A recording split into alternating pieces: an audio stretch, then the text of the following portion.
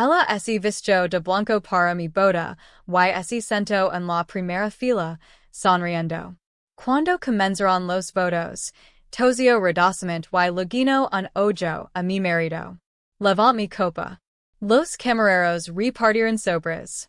El que le tocó a ella la de yo palada. Hugh antes del poster. El recibo del hotel ese me escapó de los dedos como una sentencia de muerte flotando hasta el suelo de madera de nuestro dormitorio. Habitación 312 del Marriott del Centro.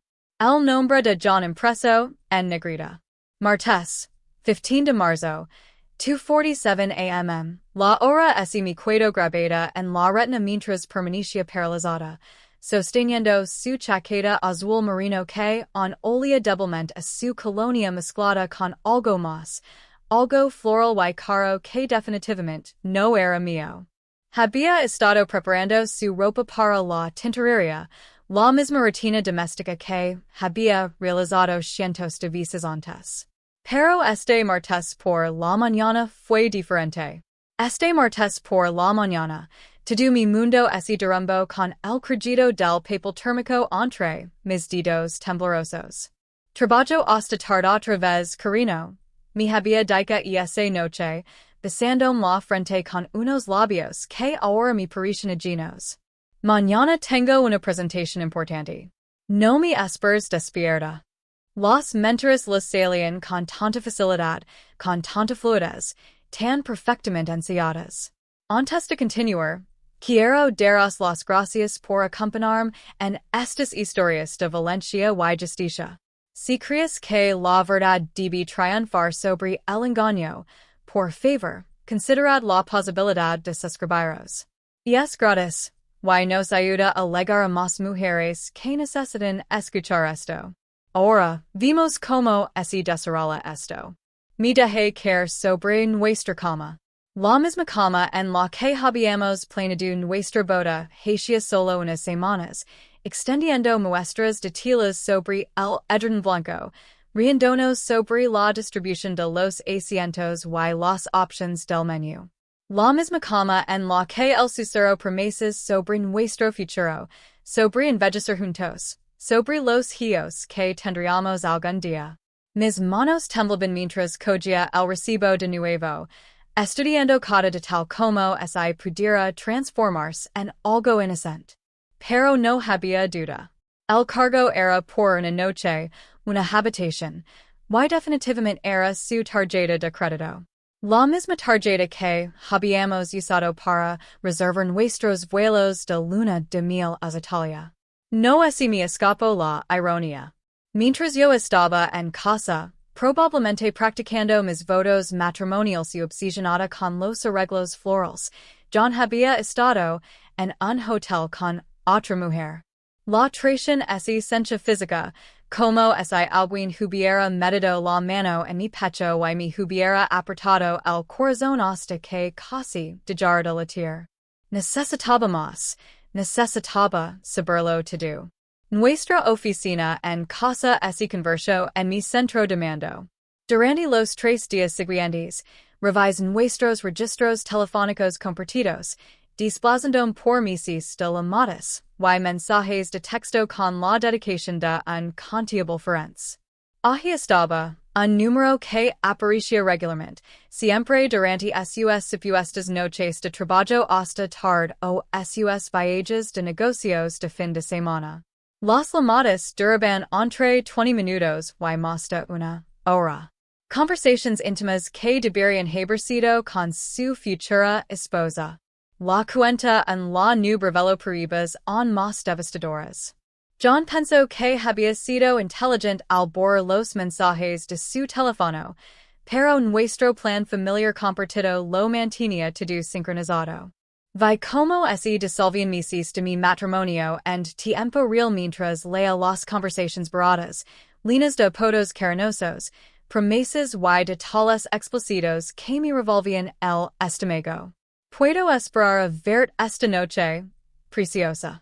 Emily no tiene ni idea. Está demasiado ocupada con la planificación de la boda como para darse cuenta.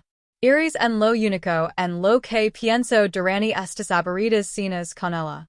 Cada mensaje era como un golpe físico. La crueldad casual de sus palabras, la forma en que descartaba nuestra relación como algo aburrido y insignificante, me dolía más que cualquier confesión dramática. No un momento de debilidad en un simple error. Eran meses de engaño calculado, una doble vida completa que me hizo cuestionar cada recuerdo que habíamos compartido. Llegó el jueves por la noche con su ritmo doméstico habitual. John ese dicho mientras yo preparaba la cena, el sonido del agua corriendo sirviendo de tapadera para mi investigación. Había estado examinando sus camisas de trabajo con más cuidado, buscando pruebas que antes había pasado por alto en mi ingenua confianza. La mancha de pintalabios coral en su cuello blanco era tenue, pero inconfundible.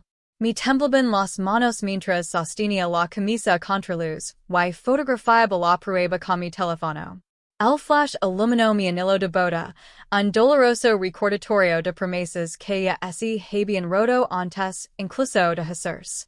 El pintalabios era caro. Reconocí el tono de los expositores de los grandes almacenes.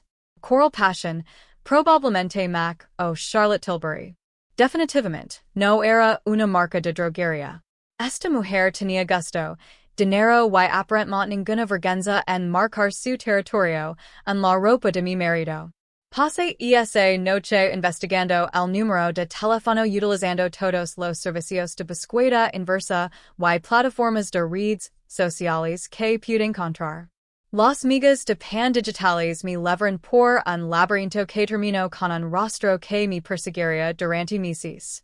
Evelyn Morrison, 28 años, ejecutiva de marketing en una empresa del centro de la ciudad, deslumbrante de esa manera natural que hacía que las mujeres comunes se sintieran invisibles. Su cuenta de Instagram era una colección cuidadosamente seleccionada de éxito y sofisticación, catas de vino, galas benéficas, vacaciones exóticas y, entre las publications sobre su ascenso y su fin de semana en Napa, había una foto de su anillo de compromiso. Se me heló la sangre al leer los comentarios.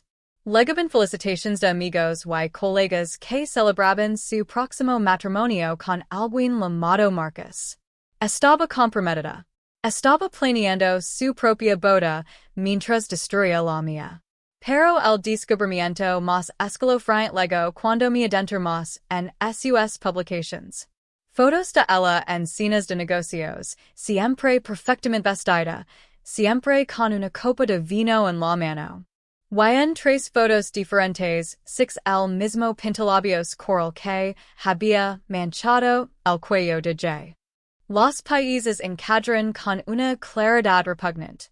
Evelyn no solo tenía una aventura con mi marido, sino que llevaba una doble vida, mintiendo a su propio prometido mientras destruía sistemáticamente mi matrimonio. La naturaleza calculadora de su engaño reveló un nivel de manipulación que me hizo sentir físicamente mal. El sábado por la mañana llegó el insulto final. Estaba revisando la página de redes sociales del lugar de nuestra boda cuando los 6. Nuestra invitación de boda fotografiada y publicada en la historia de Instagram de Evelyn. La elegante tipografía que me había llevado semanas elegir era ahora un accesorio en su enfermizo juego. Había añadido un emoji risueño, como si mi próxima boda fuera una especie de broma privada. Los comentarios de sus amigos eran igualmente devastadores. Estoy diciendo verdad. Vas a estar increíble. Me encantan las buenas bodas. Tenía pensado asistir a mi boda. Había sentarse en esas sillas en las que había elegido con tanto esfuerzo. Cambiaría la comida que había tardado meses en seleccionar y me vería casarme con el hombre con el que ella había estado compartiendo durante meses. Su audacia era impresionante. His capturas de pantalla de todo, moviendo los dedos con precisión mecánica mientras documentaba cada prueba. El recibo del hotel, los registros telefónicos, la mancha de pintalabios, las publications en las redes sociales. To do cuidadosamente guardado y organizado, como un fiscal que prepara un caso. Porque eso era exactamente lo que estaba haciendo. Mientras estaba sentada en nuestra cocina y esa noche, viendo a John comer la cena que yo había preparado mientras él revisaba su teléfono, probablemente enviando un mensaje, algo fundamental cambió dentro de mí. La mujer ingenua que había confiado ciegamente había desaparecido, sustituida por alguien más dura, más inteligente y infinitamente más peligrosa. Si Evelyn Morrison quería jugar en mi boda, me aseguraría de que recibiera exactamente lo que ella merecía. Pero no sería la victoria que ella esperaba. Sería una destrucción completa y absoluta, presenciada por todas las personas importantes.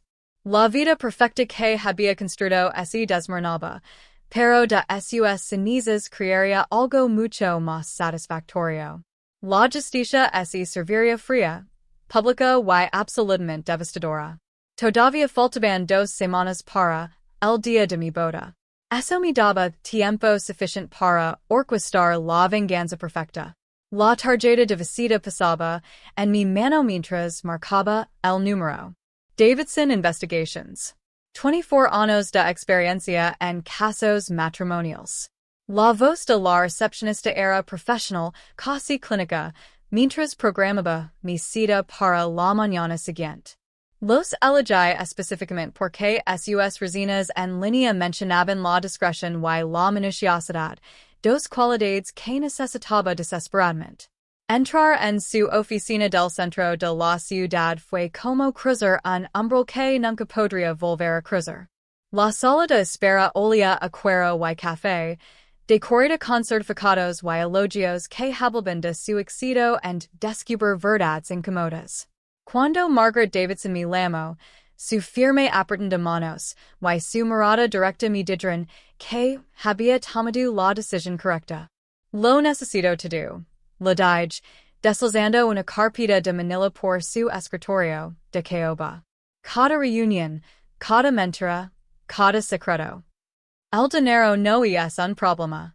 Los ojos gris de Margaret estudiaron las pruebas que había reunido, el recibo del hotel, los registros telefónicos, las capturas de pantalla de las redes sociales. Ella sintió lentamente, reconociendo la minuciosidad de mi investigación amateur. Ha hecho un excelente trabajo preliminar, S.R.A. Carter. Denme una semana. Y esa semana me pareció una eternidad. Mantuve mi rutina, asistí a las últimas pruebas del vestido de novia, confirm los detalles del catering, todo mientras mi investigador privado desmontaba cada mentira que John y Evelyn habían construido. Margaret me llamó el jueves por la tarde con resultados que superaban mis peores temores.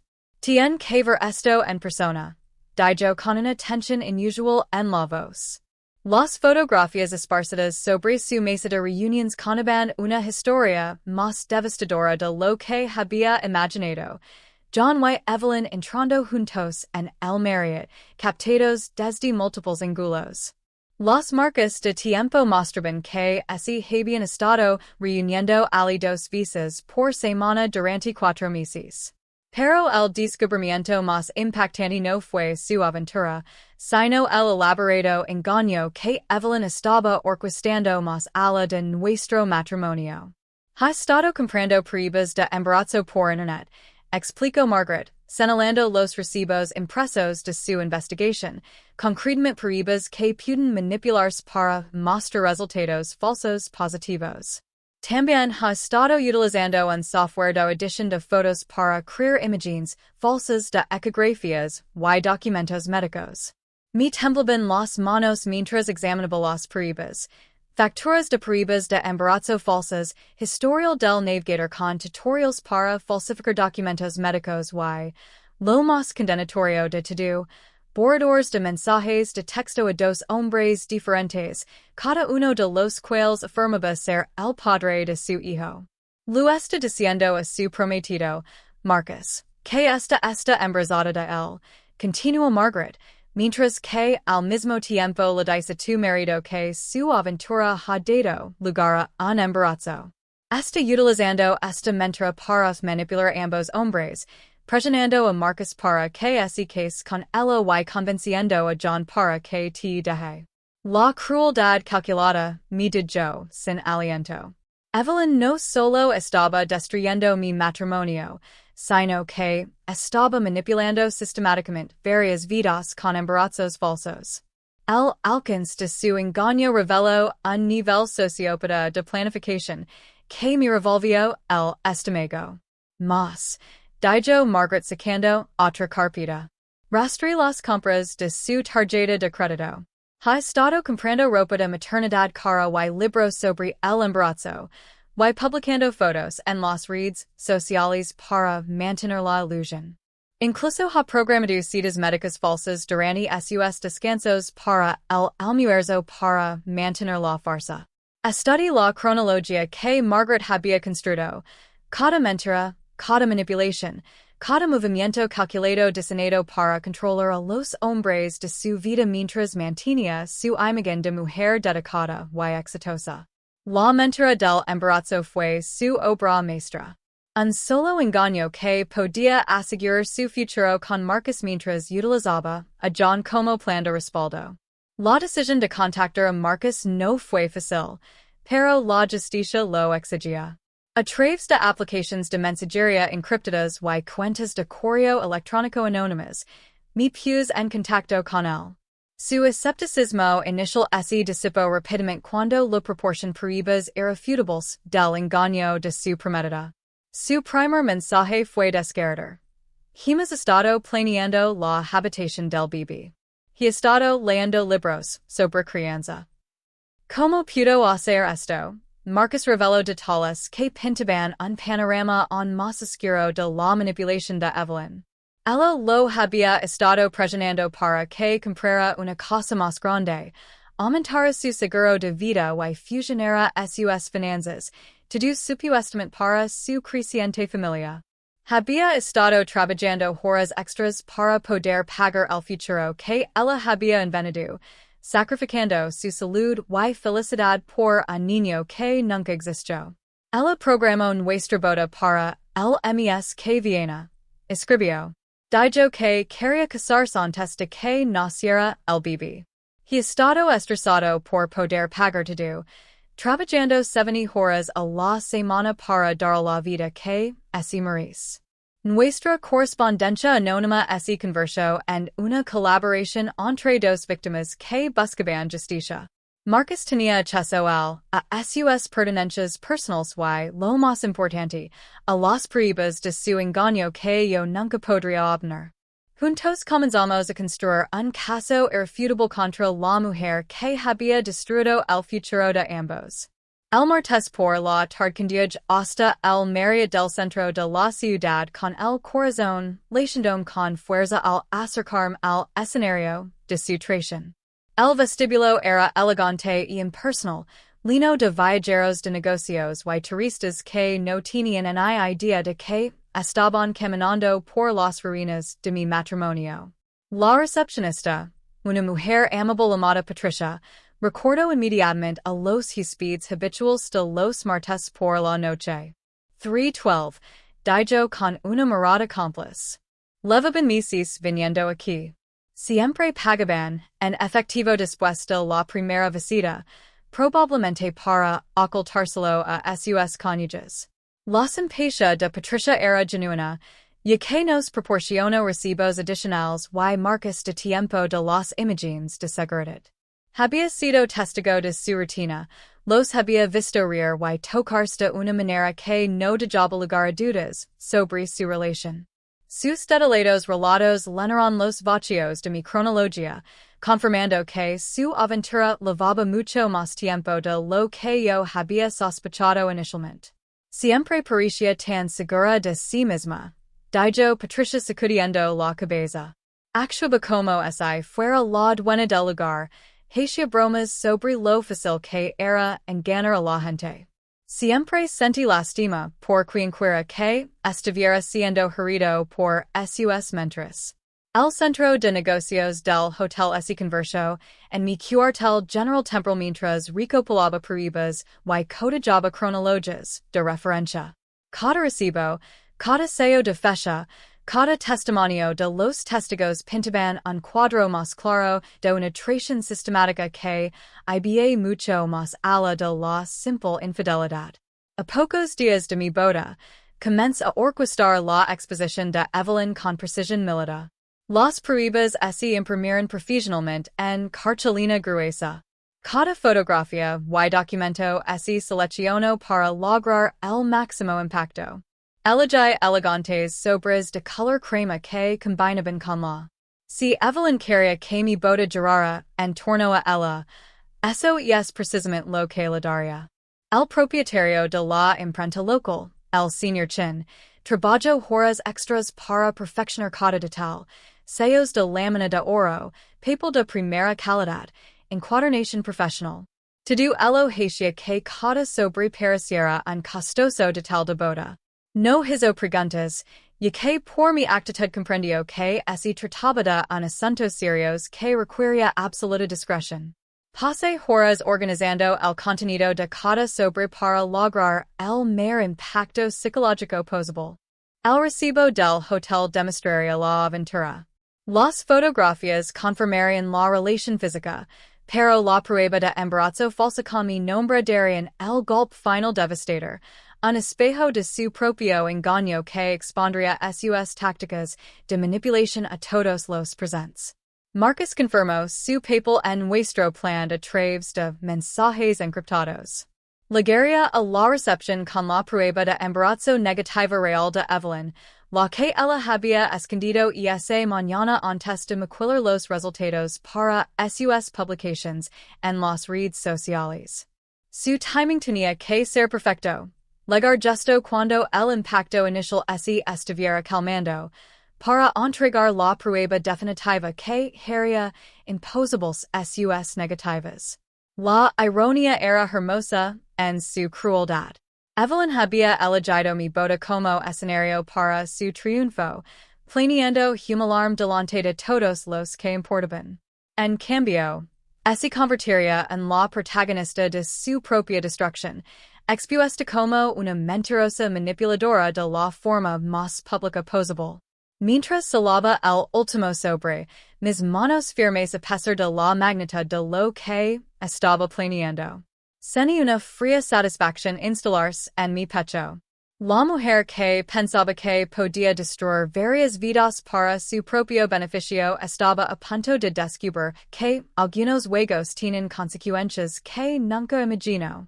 La luz de la mañana se filtraba a través de las cortinas de gasa de la suite del hotel mientras yo me sentaba en el tocador de caoba observando mi reflejo y aplicándome el pintalabios con precisión mecánica. Pétalos de rosa del mismo tono que elegido mi citras por su simbolismo romántico. Que ingenua parecía ahora aquella mujer que cría en finales de cuento de hadas y en felices para siempre. Mis damas de honor revolucionaban por la suite como mariposas de colores pastel, sus voces un torrente constante de emoción sobre los arreglos florales y las previsiones meteorológicas. Será mi adjusto el velo por tercera vez mientras Jessica debatia que pendientes combinaban mejor con mi vestido. Su alegría me resultaba lejana, como ver la felicidad a través de un cristal antibalas. Emily, estás radiant, dijo mi hermana Claire apretándome los hombres. Esta vía a ser la boda más bonita. Si ella supiera lo bonita que sería la justicia.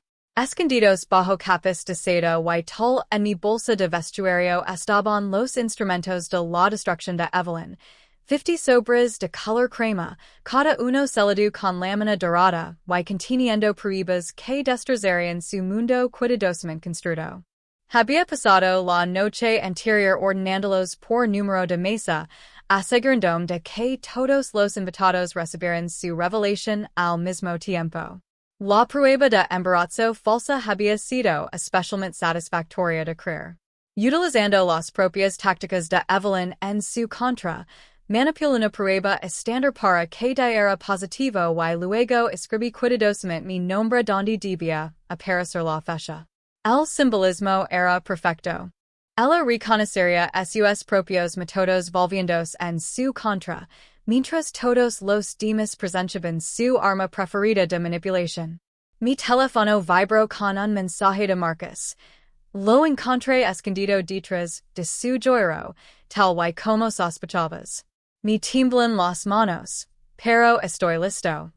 Lo respondí rápidamente. Sé fuerte. Ella eligió este camino cuando decidió destruir a personas inocentes. Su respuesta fue inmediata. No puedo creer que iba a pasar mi vida con alguien capaz de tal nivel de engaño. Gracias por mostrarme quién es realmente. No así me escapaba la tragedia de la situación de Marcus. Había estado trabajando turnos dobles, sacrificando su salud y su felicidad para preparar un futuro construido enteramente sobre mentiras. Evelyn lo había robado meses de su vida, manipulando su amor para convertirlo en un arma contra su propio bienestar. Hoy, por fin, vería su verdadero rostro. A las 10:30 me excusé del chaos de las demás de honor alegando que necesitaba un momento a solas para ordenar mis pensamientos. La verdad era mucho más calculada. Tenía que llevar a cabo una confrontación. John llegó a la suite nuptial 15 minutos más tarde, guapísimo con su esmicón gris oscuro, pero con una tensión en los hombres que no había estado presente durante nuestras fotos de compromiso. Probablemente así había pasado la mañana preguntándose si sospechaba algo, sin imaginar lo mucho que sabía. Estás preciosa, dijo con voz que denotaba un entusiasmo forzado. Me aparté de la ventana, desde donde había estado observando la llegada de los primeros invitados, con mi vestido de novia susurrando con el movimiento. Soy lo suficientemente guapa, John, como para mantener tu atención, o sigo siendo demasiado aburrida para tu gusto? Su rostro palideció. ¿De qué estás hablando? Sin apartar la mirada, metí la mano en mi bolso y dejé el recibo del hotel en el tocador que había entre nosotros. Luego, las fotografías de su cuello manchado de pintalabios. Por último, las copias impresas de sus mensajes de texto borrados, las palabras que habían calificado nuestra relación de aburrida y me habían tachado de ingenua. John se le doblaron las rodillas y se hundió en el sillón de terciopelo cerca de la ventana. Emily, ¿puedo explicarlo? Puedes. Lo interrumpí con voz firme a pesar de la furia que ardía en mi pecho. ¿Puedes explicar 4 meses de mentiras? ¿Puedes explicar Habraldica a Evelyn que estaba demasiado ocupada con los preparativos de la boda como para darme cuenta de tu traición? ¿Puedes explicar cómo has estado llevando una doble vida mientras yo planeaba nuestro futuro? Las lágrimas corrían por su rostro, pero yo no sentí nada. El hombre que laraba delante de mí era un extraño con la cara de mi prometido. No significaba nada, susurró. Solo fue algo físico. Te quiero, Emily. Quiero casarme contigo. No, John. ¿Quieres casar con la idea que tienes de mí? La mujer estable y predecible que cuestiono tus mentiras en y desafío tus engaños. Pero esa mujer murió en el momento en que encontré tu recibo de hotel. Él levantó la vista con ojos desesperados. ¿Qué quieres que haga? Terminar las cosas con ella. Hacer cualquier cosa para arreglar esto. Oh, vas a terminar las cosas con ella, dije alisando mi vestido con deliberada calma. Pero no de la manera que tú piensas. Tienes una opción, camina por el pasillo, dejar tus votos y desempeñar el papel de novio devoto hasta que yo te dé permiso para hablar. O puedo cancelar esta boda ahora mismo y explicar a 300 invitados exactamente por qué han perdido su tarde. Emily, por favor. Esas son tus options, John. Sigo mi plan o enfrentar a la humiliación inmediata. Elige sabiamente. El terror en sus ojos me dijo que entendía la gravedad de su situación. Asincio lentamente, con el rostro convertido en una máscara de resignación y miedo. Después de que así marchara, volví a la ventana y observé los invitados entrar en nuestro local. No así me escapó la ironía. Estaba a punto de ofrecerles la boda más memorable a la que jamás habían asistido, pero no por las razones que esperaban. A las 11:45, un Mercedes blanco se detuvo en la entrada circular. Evelyn emergió como una visión diseñada para robar la atención. Su vestido era una declaración audaz de falta de respeto que hizo que varios de los primeros en llegar susurran entre ellos. Había elegido un vestido de seda color crema con un escote pronunciado y un dobladillo que apenas lo ligaba a las rodillas. Inapropiado para una invitada a una boda, pero perfecto para una mujer que intentaba eclipsar a la novia. Desde mi ventana del tercer piso, Los six examiner el lugar con satisfacción deportadora. Se ajustó el vestido, se miró en la ventanilla del coche, y se retocó el pintalabios, un coral intenso, del mismo tono que había manchado el cuello de John.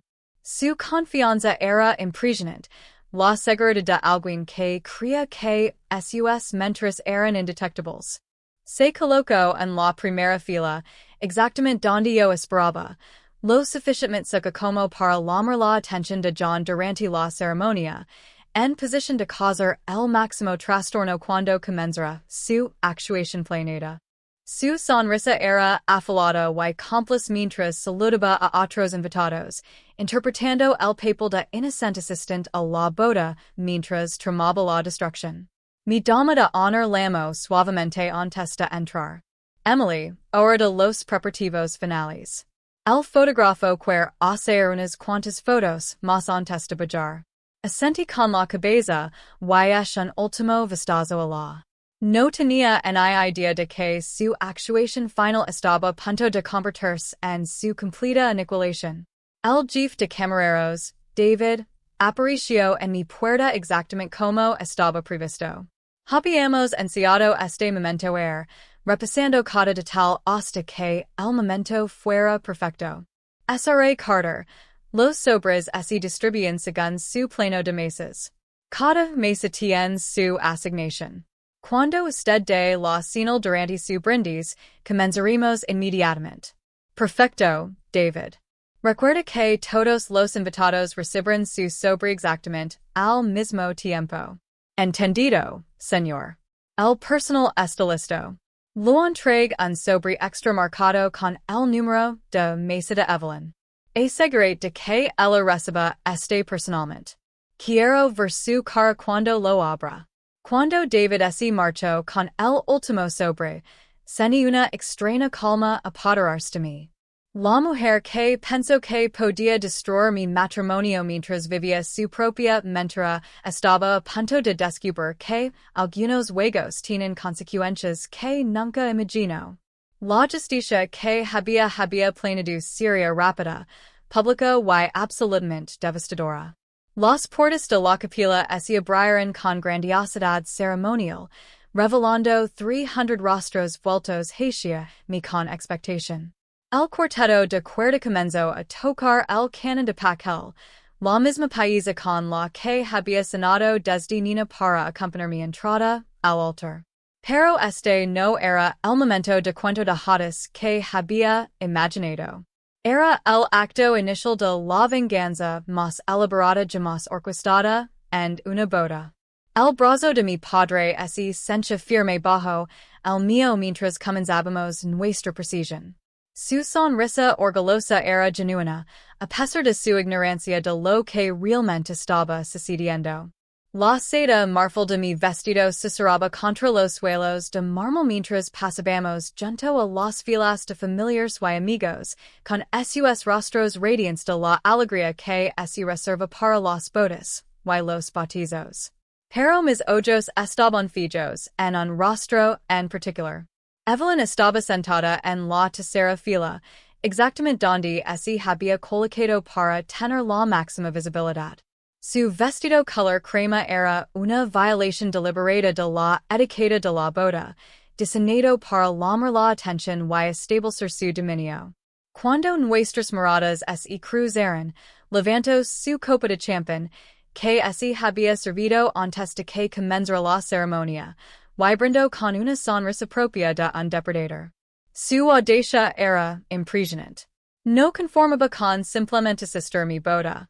Estaba montando su propio espectáculo, asegurándose de que todos notaran su belleza, su confianza, su completa falta de respeto por la ocasión. Otros invitados ya habían comenzado a susurrar sobre su atuendo y comportamiento inapropiados, pero ella parecía alimentarse de su atención. Le devolví su sonrisa con una mía, serena, concha y infinitamente más peligrosa de lo que ella podía comprender. Mi padre me entregó a John en el altar, su beso en mi mejilla acompañado de un susurrado, te quiero, cariño. No se me escapó la ironía de su bendición a un matrimonio ya destruido por la traición, pero lo apreté la mano con sincero afecto. Se merecía algo mejor que descubrir el demor de su hija en su propia boda. Las manos de John temblaban cuando tomó las mías, su anterior enfrentamiento con la realidad evidente en la tensión alrededor de sus ojos. Estaba guapo con su esmaquin gris carbon, interpretando el papel de novio devoto con habilidades dignas de un Oscar, pero yo podía ver el miedo bajo su expresión serena, la comprensión de que no controlaba su propia narrativa. El oficiante, el reverendo Matthews, comenzó con las palabras tradicionales sobre el amor, el compromiso, y el vínculo sagrado del matrimonio. Su voz transmitió la autoridad de 30 años celebrando ceremonias, sin saber que estaba presidiendo la boda más poco convencional de su carrera. Cuando llegamos al intercambio de votos, Evelyn comenzó su interrupción planeada. Una tos titro resonó en la capilla, lo suficientemente fuerte como para interrumpir al reverendo en mitad de la frase. Todas las cabezas se giraron hacia el sonido y vieron a Evelyn cubriéndose la boca con falsa modestia, mientras sus ojos brillaban con maliciosa diversión. Repitió la actuación dos veces más, cada tos perfectamente sincronizada para causar la máxima interrupción. Disculpen, dijo en un susurro titral que resonó en todo el espacio sagrado, tengo algo en la garganta. Pero su paz frente a la resistencia legó durante los votos de John. Mientras él hablaba de fidelidad y amor eterno, palabras que ahora sabían a ceniza en el aire, Evelyn lo miró deliberadamente a los ojos y le guiñó el ojo de forma provocativa, con el tipo de familiaridad íntima que no dejaba lugar a dudas sobre su relación. Los murmullos de los invitados se extendieron por la capilla como agua agitada. No una grosería accidental. Era un sabotaje calculado, diseñado para humilarme en lo que debería haber sido el día más feliz de mi vida. Los parents mayores fruncieron el seno con desaprobación, mientras que los invitados más jóvenes intercambiaban miradas de sorpresa, preguntándose quién era esa mujer y por qué se creía con derecho a interrumpir nuestra ceremonia. Pero, en lugar de la devastación que Evelyn esperaba ver en mi rostro, mantuve una compostura perfecta. Mi sonrisa nunca vaciló. Mi voz se mantuvo firme, y mis votos fluyeron con una gracia ansiada, porque yo sabía algo que ella no sabía. Su momento de aparente triunfo fue, en realidad, el último clavo en su propio ataúd. La transición a la recepción se llevó a cabo con precisión militar. Los invitados se trasladaron de la capilla al salón de baile, y sus conversations bulían con especulaciones sobre la mujer inapropiada que interrumpió nuestra ceremonia. Evelyn se deslizó entre ellos como una socialite en la inauguración de una galería, claramente animada por la atención que había generado su comportamiento. Se coloco en una mesa prominent cerca de la pista de baile, con un language corporal que irradiaba confianza y satisfaction. Había conseguido exactamente lo que había venido a buscar. Robado el protagonismo a la novia, había demostrado su poder sobre el novio y así había erigido en la persona más memorable del evento. Lo que no vio fue a Marcus entrando por la puerta de servicio, con el rostro sombrío y decidido, mientras ocupaba su puesto asignado cerca de las puertas de la cocina. Lo que no podía ver era al personal de peso haciendo los últimos preparativos, mirando sus relojes y esperando la señal que transformaría su victoria en una derrota catastrófica. El salón de baile bullía con la energía típica de una recepción de boda. Mis amigos de la universidad admiraban los centros de mesa, mientras que los socios de John socios comercials de John charlaban sobre handicaps de golf y carteras de acciones. Los parents mayores encontraron sus mesas asignadas y comenzaron los comentarios tradicionales sobre lo bonito que estaba todo y lo orgullosos que estaban de la feliz pareja. Evelyn presidia la mesa 7 contando una elaborada historia que hacía reír a sus compañeros y les tenía pendientes de cada palabra. Se presentó como socia comercial de J, sin mencionar la naturaleza de su colaboración fuera del horario laboral. Su actuación fue impecable, encantadora, vivaz, el tipo de mujer que hacía que los demás se sintieran un poco inadecuados en comparación. Cuando llegó el momento de los brindis, el tradicional tintineo de los cubiertos contra las copas de cristal llamó la atención de todos. Mi dama de honor pronunció unas dulces palabras sobre la amistad y la felicidad futura. El padrino de John compartió historias embarazosas de la universidad que hicieron reír y aplaudir a todos. Luego fue mi turno. Me levanté con la gracia fluida de alguien que tiene todo bajo control. Mi copa de champán reflejaba la luz de las lámparas de cristal del techo. La sala se quedó en silencio, con ese silencio especial que se reserva para los discursos de la novia. 300 rostros se volvieron hacia mí esperando sentimientos sinceros y lágrimas de gratitud. En cambio, estaban a punto de presenciar la revelación más devastadora en la historia de las bodas. Gracias a todos por estar aquí para celebrar este día tan especial. Comienza a hablar y mi voz se escuchó claramente en él. Vuestra presencia lo es todo para John y para mí al comenzar este nuevo capítulo de nuestras vidas.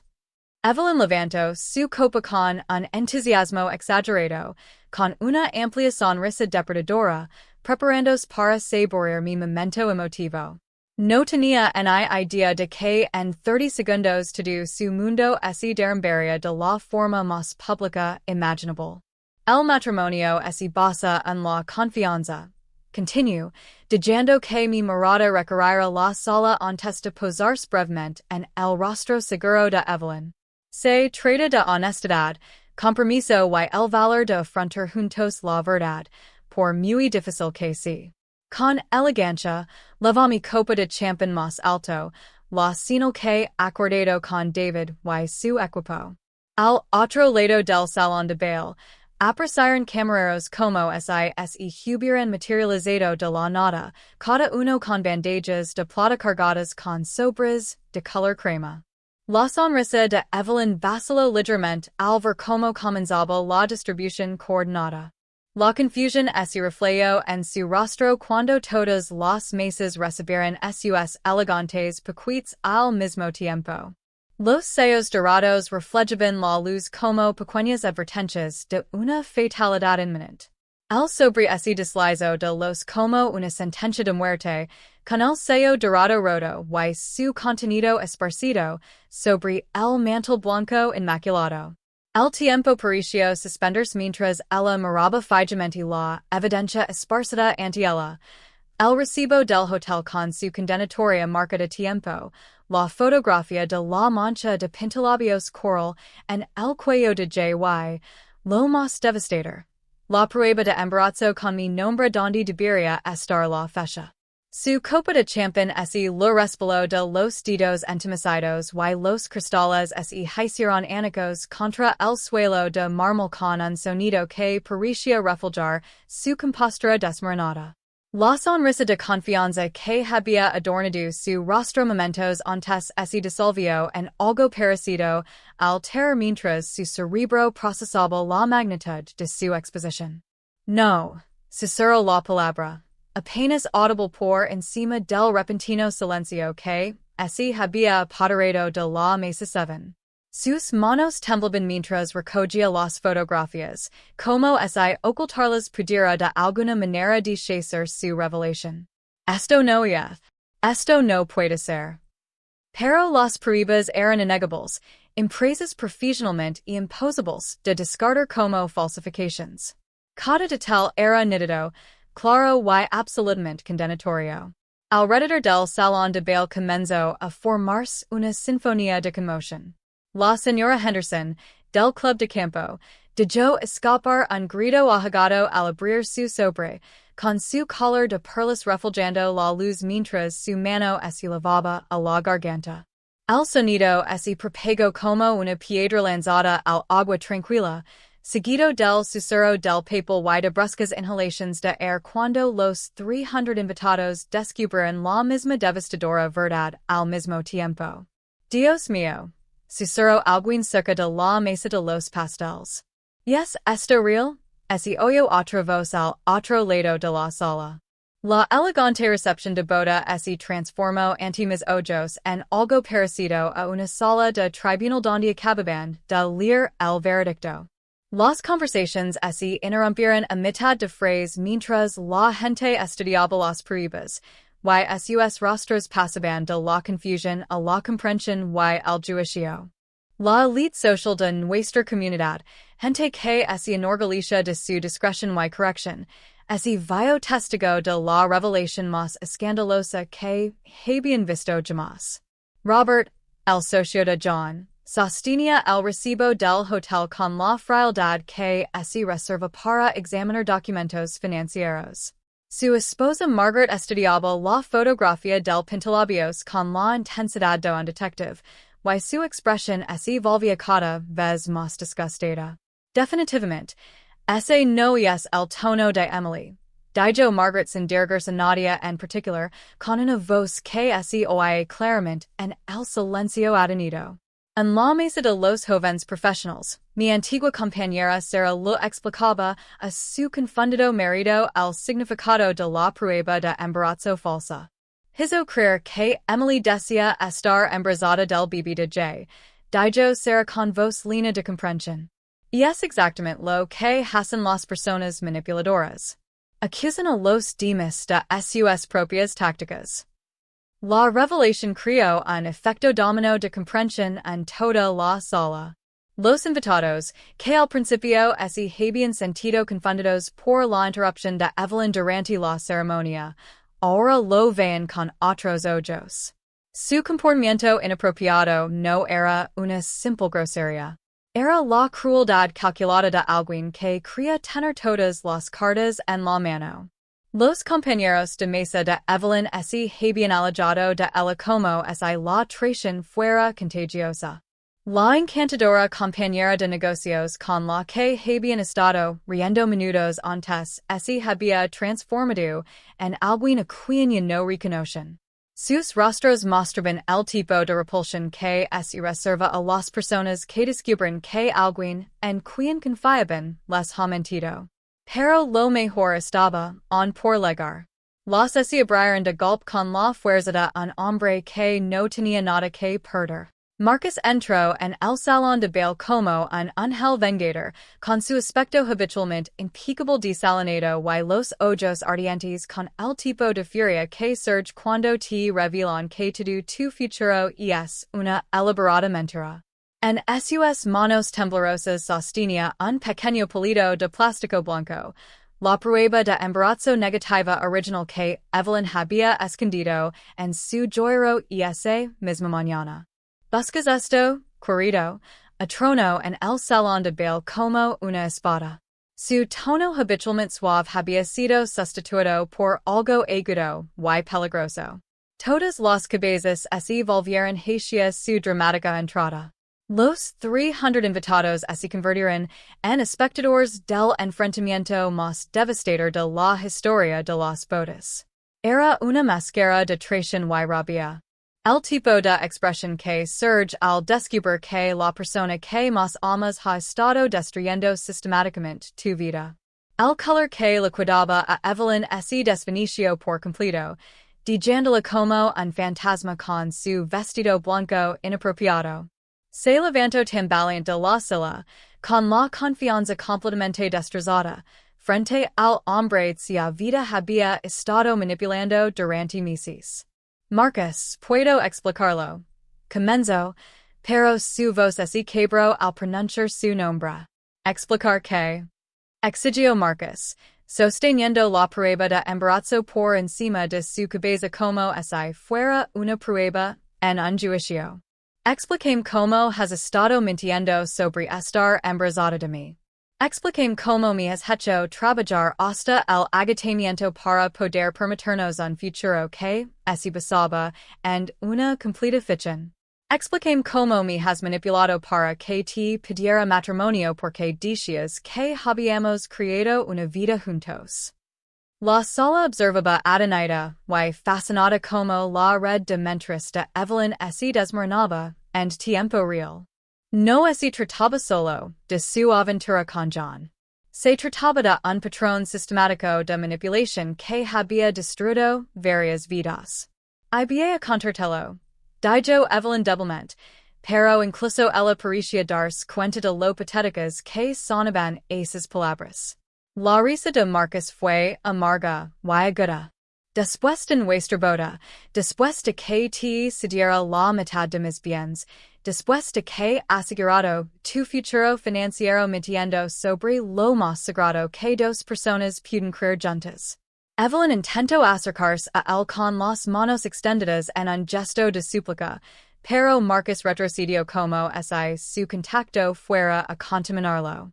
El movimiento la llevó cara a cara con John, que había permanecido inmóvil cerca de la mesa principal, con su propio mundo derrumbándose al hacerse evidente la profundidad del engaño de Evelyn. Me dijiste que ella no significaba nada para ti, le dijo Evelyn a John, alzando la voz con desesperación. Dijiste que ibas a dejarla después de la boda. Me lo prometiste. No te prometí nada, dijo John con voz hueca por la conmoción. Nunca dije que dejara Emily. Nunca te prometí nada, excepto secretos y mentiras. El triángulo de la traición se había completado, Marcus, destruido por un embarazo inventado, John, expuesto como un cobarde infiel, y Evelyn, revelada como una maestra manipuladora cuyos planes finalmente se habían derrumbado bajo su propio peso. El salón de baile estalló en un caos de conversaciones susurradas y exclamaciones de sorpresa. Algunos invitados se levantaron de sus mesas para ver mejor el drama que se desarrollaba, mientras que otros parecían paralizados en sus asientos, incapaces de procesar la magnitud de lo que estaban presenciando. Evelyn se quedó sola, en medio de todo. Su vestido blanco ya no era un símbolo de su triunfo previsto, sino un claro recordatorio de su completa derrota. La mujer que había orquestado elaboradas mentiras para controlar a varios hombres ahora se enfrentaba a las consecuencias de sus actos en el foro más público imaginable. Su mundo de manipulación, cuidadosamente construido, se había derrumbado por completo, dejándola expuesta y indefensa ante una audiencia de 300 testigos que se asegurarían de que su reputación nunca se recuperara. El silencio que siguió a la explosiva confrontación fue ensordecido. Evelyn se quedó congelada en el centro del salón de baile. Su vestido de diseñador ahora parecía un traje de una obra de teatro en la que se había olvidado del guión. La confianza que la había levado a través de meses de engaño se había evaporado por completo, Dejando atrás a una mujer que parecía más pequeña, más joven y completamente derrotada. Sus ojos se movían frenéticamente por la sala en búsqueda un rostro amigo, un aliado, cualquiera que pudiera ofrecerle apoyo o comprensión. En cambio, encontró 300 pares de ojos que la miraban con expresiones que iban desde el disgusto hasta la lastima y el frío juicio. La elite social a la que tanto se había esforzado por impresionar ahora la veía tal y como era, una manipuladora y una farsante que había construido su vida sobre elaboradas mentiras. Tengo que susurro más para sí misma que para los demás. El primer paso de Evelyn hacia la salida fue inestable. Sus movimientos elegantes habituales fueron sustituidos por los torpes tropiezos de alguien cuyo mundo acababa de derrumbarse. Los susurros comenzaron de inmediato, un murmullo de conversaciones que la seguían en su retirada como un enjambre de abejas. ¿Puedes creer que fingiera un embarazo? Ese pobre hombre se mató a trabajar por un hijo que nunca existió. ¿Has visto cómo ha interrumpido la ceremonia? ¿Qué clase de persona hace eso? Cada comentario era un clavo más en el ataúd de su reputación. Para cuando llegó las puertas del salón de baile, su cuidadosamente construida posición social estaba en ruinas. Las membrillas del club de campo, los puestos en la junta de caridad, los reeds profesionales, todo se desmoronaría una vez que esta historia se extendiera por nuestra comunidad interconectada. Se detuvo en el umbral, tal vez esperando alguna intervención milagrosa, alguna forma de deshacer el daño que se había hecho. Pero no había vuelta atrás desde este nivel de exposición. Las pruebas eran demasiado claras, los testigos demasiado numerosos, la traición demasiado completa. Cuando las puertas se cerraron detrás de su figura en fuga, el salón de baile estalló en una animada conversación. Los invitados se agruparon alrededor de las mesas analizando cada detalle de lo que habían presenciado y compartiendo sus propias observaciones sobre el comportamiento de Evelyn a lo largo de la velada. Mi madre se acercó con lágrimas en los ojos, sus instintos maternals finalmente comprendiendo la profundidad del dolor que yo había estado ocultando. Emily, cariño, ¿por qué no nos lo dijiste? Podríamos haber ayudado a superar esto. Necesitaba manejarlo a mi manera, mamá. Lo dije aceptando su abrazo, pero sintiéndome emocionalmente agotada a pesar de mi victoria. Algunas batallas hay que librarlas sola. Las siguientes 72 horas se desarrollaron como una sinfonía de consecuencias cuidadosamente orquestada. Marcus, fiel a su palabra, rompió su compromiso esa misma noche. Empaquetó las pertenencias de Evelyn y las dejó fuera de su apartamento con una nota explicando que cualquier contacto posterior se gestionaría a través de su abogado. La noticia se difundió por nuestras redes sociales a una velocidad viral. Aparecieron capturas de pantalla de las pruebas en chats privados compartidos con comentarios que expresaban conmoción y indignación. La reputación profesional de Evelyn se derrumbó cuando sus colegas se distanciaron de alguien capaz de un engaño tan elaborado. Su empresa de marketing llevó a cabo una investigación discreta y descubrió que había estado utilizando los recursos de la empresa para asuntos personales, incluyendo la impresión de documentos médicos falsos y la coordinación de sus planes engañosos durante las horas de trabajo. El despido fue rápido y absoluto, sin posibilidad de referencias positivas para futuros empleos. John se enfrentó a su propio juicio cuando sus amigos y familiares precisaron su papel en la traición.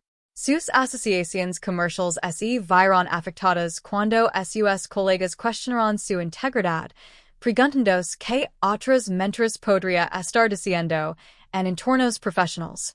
El hombre que parecía tan seguro y exitoso se reveló capaz de un engaño sistemático, lo que llevó a la gente a reevaluar cada interacción que habían tenido con él. Pero, aunque la queda de Evelyn me proporcionó cierta satisfacción, descubrí que la venganza, por muy perfectamente ejecutada que fuera, no podía curar las heridas más profundas de la traición. La victoria vacía me dejó emocionalmente agotada, y cuestionando todo lo que quería saber sobre el amor, la confianza y la naturaleza humana. La consulta de la diaria. Sarah Chin se convirtió en mi santuario durante las semanas siguientes. La su actitud tranquila y sus preguntas perspicaces me ayudaron a navegar por las complejas emociones que surgen al lograr justicia y perder mi matrimonio al mismo tiempo. Su oficina, decorada con suaves tonos azules y verdes, se convirtió en el lugar donde poco a poco comencé a reconstruir mi sentido de identidad. La venganza puede proporcionar un cierre, explicó la diaria. Chin durante una de nuestras sesiones, pero la sanación requiere un tipo de trabajo diferente. Requiere perdonarse uno mismo por la confianza que le dio a alguien que no se merecía. Las sesiones de terapia revelaron capas de trauma que ni siquiera había reconocido.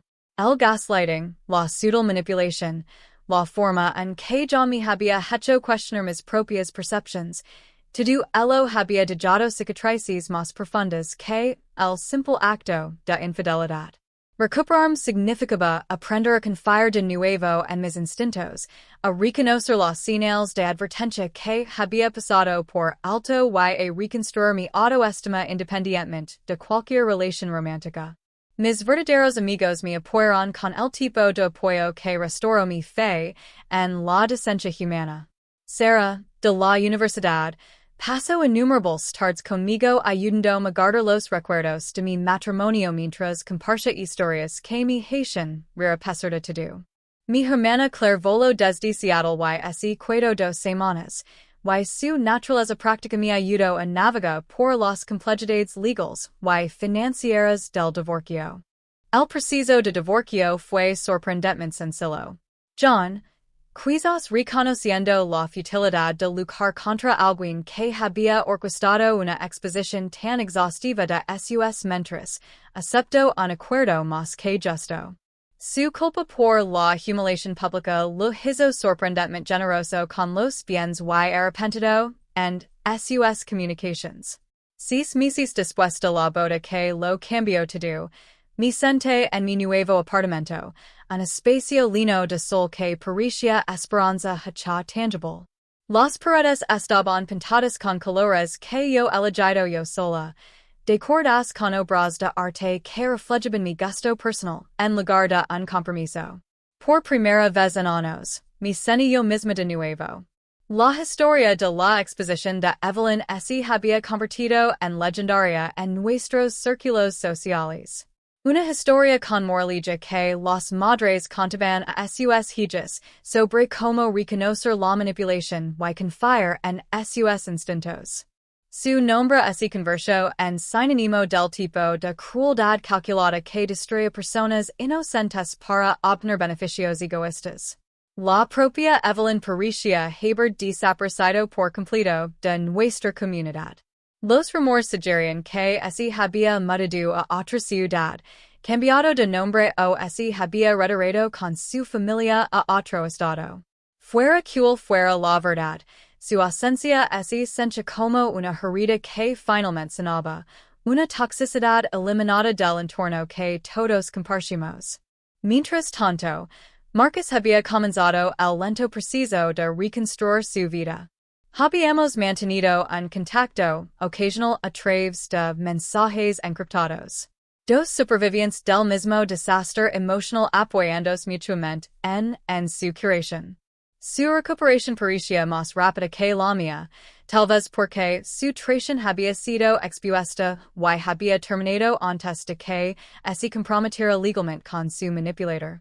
Al reflexionar sobre ese devastador día de la boda, me di cuenta de que, aunque Evelyn no había conseguido robarme mi marido y destruir mi vida, sin darse cuenta me había dado algo valioso, la certeza de que era más fuerte de lo que jamás había imaginado. La mujer que había orquestado una venganza tan perfecta era alguien a quien apenas reconocía, pero de quien me sentía orgullosa de haberme convertido. La vida perfecta que pensaba que quería había sido una ilusión construida sobre cimientos de engaño y compromiso. La vida que estaba construyendo ahora era más pequeña, más tranquila, pero completamente auténtica. Y me di cuenta de que valía mucho más que cualquier final de cuento de hadas. Si esta historia de la venganza perfecta el día de la boda te ha tenido en vilo, del al botón de me gusta, ahora mismo. Mi part favorita fue cuando Emily levantó su copa como señal y six como la confianza de Evelyn se desmoronaba al repartir los sobres. ¿Cuál fue tu momento favorito? Déjalo en los comentarios. No te pierdas más historias emocionantes como esta. Suscríbete y pulsa la campana de notifications para no perder ninguna publicación.